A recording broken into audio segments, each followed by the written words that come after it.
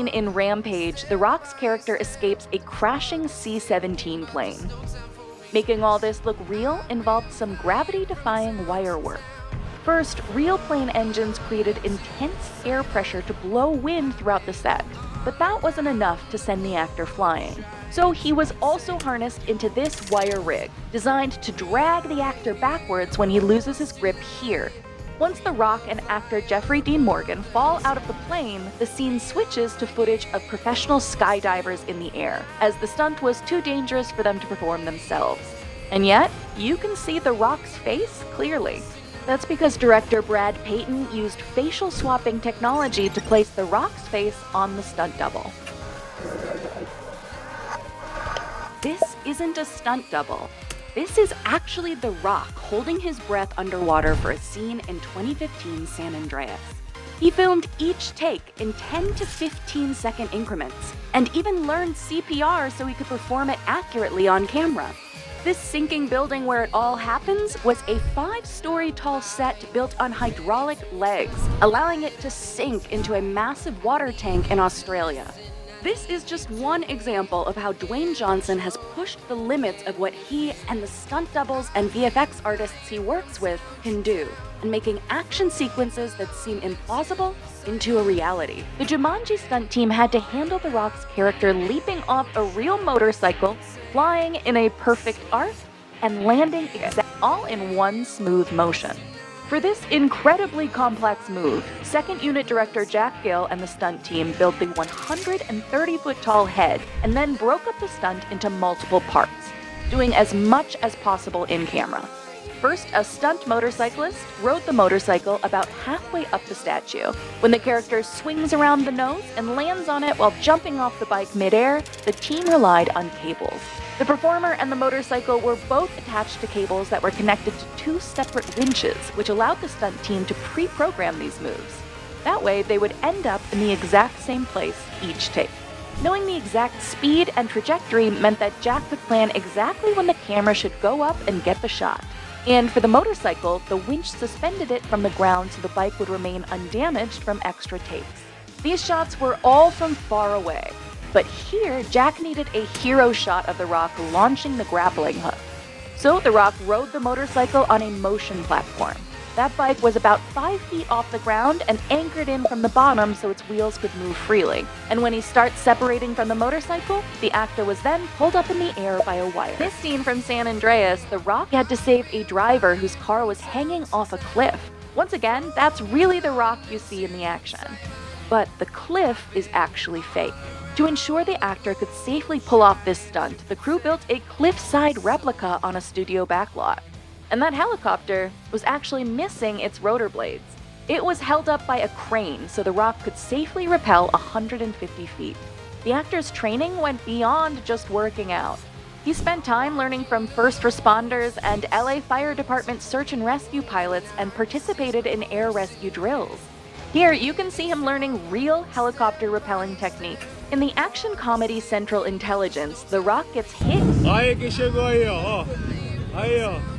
Aí, ó. Aí, ó. Suave, mano. Suave. Aí, ó. Da hora. Tranquilo, você tá doido, filho?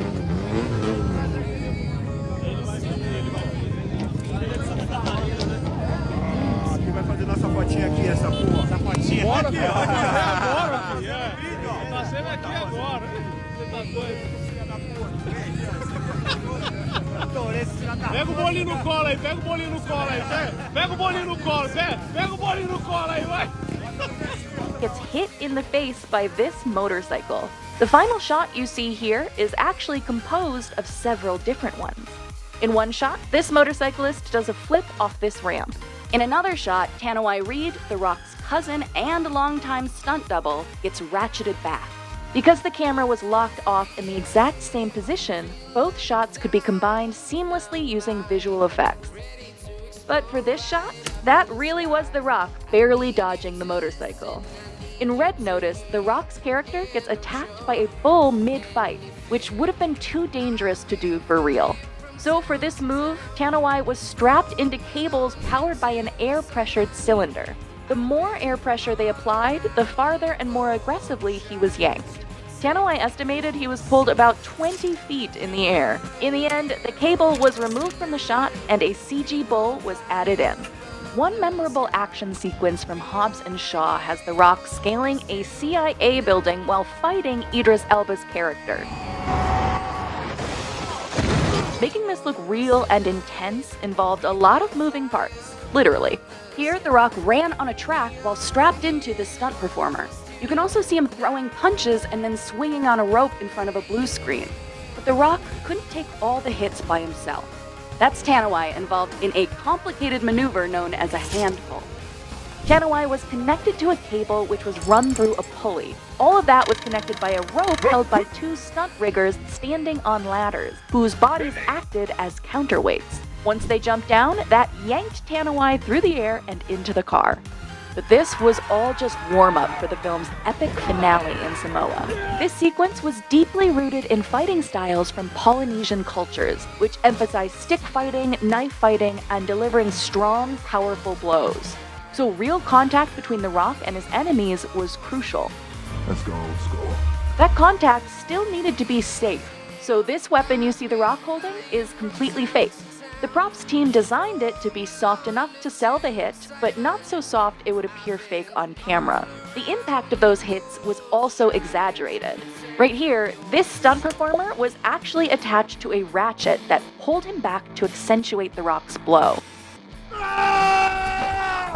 And one of the most physically challenging elements of the Samoa scenes was the Siba Tau, a traditional Samoan war dance that The Rock and his crew perform as they prepare for battle. The Rock told director David Leitch that because a Siba Tau is so emotionally intense and physically draining, they only had a few takes to get it right and give it his all. 3, 2, 1, action!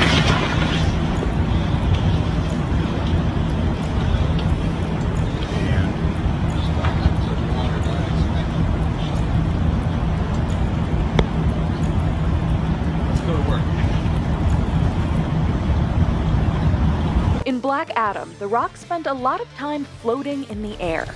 So the special effects team built motorized carts to both lift and move the actor while he stood in place. Forward. With all the movements programmed on a computer, the crew could use the rigs for a wide range of distinct flying motions while making his flight look as smooth as possible. When it came to him lying flat while in flight, like when he took on the Intergang, The Rock was clamped into a 12,000-pound robotic arm. As Hercules, The Rock needed to shape his body into a demigod for battle scenes like this one. So over the course of 6 months, he embarked on one of the most intense training regimens of his career. He worked out 6 days a week. Each session started with 50 minutes of cardio, followed by working out a specific muscle group, making sure he fit in leg exercises more than once a week. Alongside this, The Rock also went through 8 months of weapons and fight training with a team of specialized weapons experts, so he could accurately portray how Hercules yields and fights with his club when he takes down his opponents here. While it looks like the motorcycle is coming down first, in reality, The Rock made the first move. The rider waited for him to turn and roll before placing his tire a safe distance away. Oh my God. We love him! We love The Rock! Dwayne The Rock Johnson! The torpedo you see cruising on the ground in this shot isn't CG, but a prop version made to slide on ice. According to stunt coordinator Andy Gill, it was 10 feet long and weighed about 150 pounds. Then to keep Hobbs' Dodge Ram from sliding around the ice, the special effects team replaced the tires with mat tracks, allowing it to safely drive at 50 miles per hour. The torpedo was attached to a 50-foot-long cable and dragged by a vehicle going about 40 miles per hour. The 35-pound sandbag seen here helped to stabilize the object. The Dodge Ram was slowed down to the same speed so a stunt performer could lean out of the car. That performer was attached to an overhead cable to support his weight while his feet slid on the ground. The shots where you can see The Rock were filmed against a blue screen.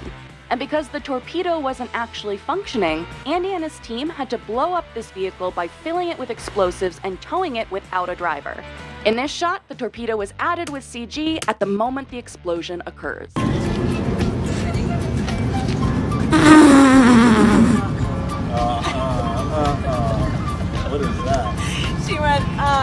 In Skyscraper, The Rock plays a Marine veteran who loses his leg.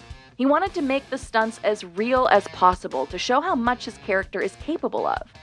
So he worked with Paralympian Jeff Glassbrenner, who was the first amputee to climb to the top of Mount Everest. Jeff helped The Rock master walking and running with the correct step pattern, like here, when his character sprints and jumps off a crane. While the background and building you see aren't real, both the crane itself and the jump are. Jeff's insights were also helpful for when the character has to scale the building. His advice? Never step down with your prosthetic leg first.